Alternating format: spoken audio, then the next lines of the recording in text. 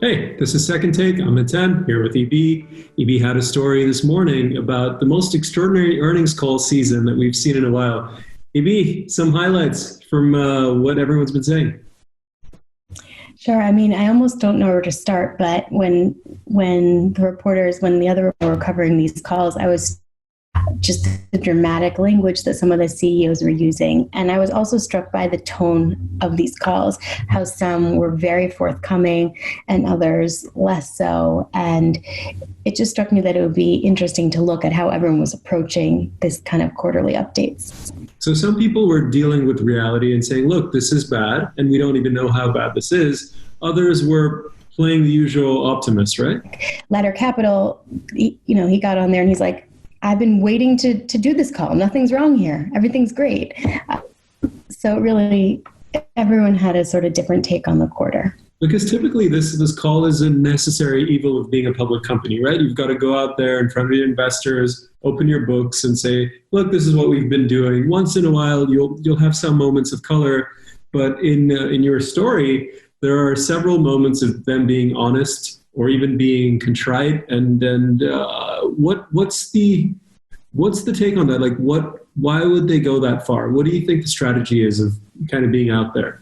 Well, I think in general, what is the point of an earnings call? Public companies open their books, they disclose their financials once a quarter.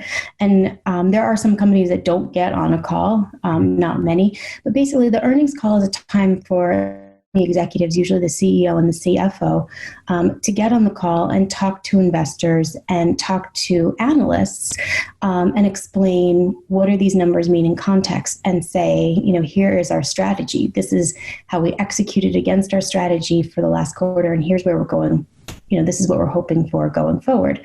And I think there's always this element of not spin per se, but just this element of, a company CEO saying, here's our numbers, but here's what it means, folks. This is why, we're still bullish on our own stock. And it's an opportunity for them to tell their story. And so I think, when you have an earnings call in the middle of coronavirus, even for companies whose financials don't reflect kind of the full burden of it, this is the time for them to say, here's how we're responding, here's how we're handling it. Are they addressing some of the difficult decisions that had to be made, like massive layoffs in some of these companies, giant jumps in net losses? Are they talking about that? And what's the sentiment on all that? A lot of these companies actually addressed some of the cuts before now. Mm-hmm.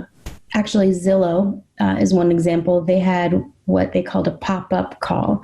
Mm-hmm. They had sort of this mid-quarter call with investors, and they presented, what their plan was. And during this past batch of earnings calls, a lot of the CEOs said, we're not even talking about Q1. We're just going to talk to you about our COVID strategy because, let's be honest, that's all that matters. Mm-hmm. So a lot of them did use that kind of language. I would say in general, though, most of them, even the ones that acknowledge the deep cuts, they all kind of talked about, somewhat optimistically, like, okay, this is what we're doing to get through it. This is how we are responding. I love that more than one CEO used the war metaphor. So Mark Holliday of SL Green, he talked about his team. He described them as commercial real estate sharpshooters. And then he said, the company's making sure everyone remains connected and zoomed in like a sniper's crosshair. So there's a lot of this is the time for us to show our stripes sort of mentality. Yeah, a lot of bravado, a lot of look at us, we're strong, we can make it.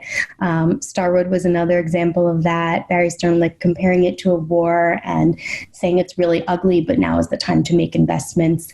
Another thing that a lot of companies focused on, I had, Cushman, but frankly, I could have picked anyone, but count the number of times that they said the word liquidity. It's a big concern for particularly at a time when you don't have a lot of revenue coming in or you have an expected revenue. You want to be able to say, we're fine. We've got a financial buffer. We're okay. We can invest, even if it's at a lower level, we have enough money to keep going. Mm-hmm. And so did anyone give hints of where they're going with this next? I did see that Rich Barton from Zillow said, we can't wait to get back into the iBuying sort of flow of things, right? But did anyone else give any indications on where they're going? They did give indications. One theme has been that a lot of companies withdrew their 2020 just like their annual projections. I think that people are still too scared to say how they think the whole thing will shake out. But I think it was a popular sentiment to say, we're ready to get back. We want to reopen when it's safe. We want to, start back business again. That kind of speaks to the general theme of what an earnings call is and why do you want to do it. You want on and, it's a little bit of a dog and pony show, but you basically want to show your investors you basically want to show them that you have the energy and the fortitude to get through this. And that's why they should do business with you. One thing about listening to these calls is that you can really pick up on kind of the personalities of the CEOs and of the companies. You can sort of pick up on little nuances. And I think that's kind of why when you think about them holistically, it's kind of a fun exercise, but it also kind of gives you insight into how the companies are run and the kinds of executives that are running them.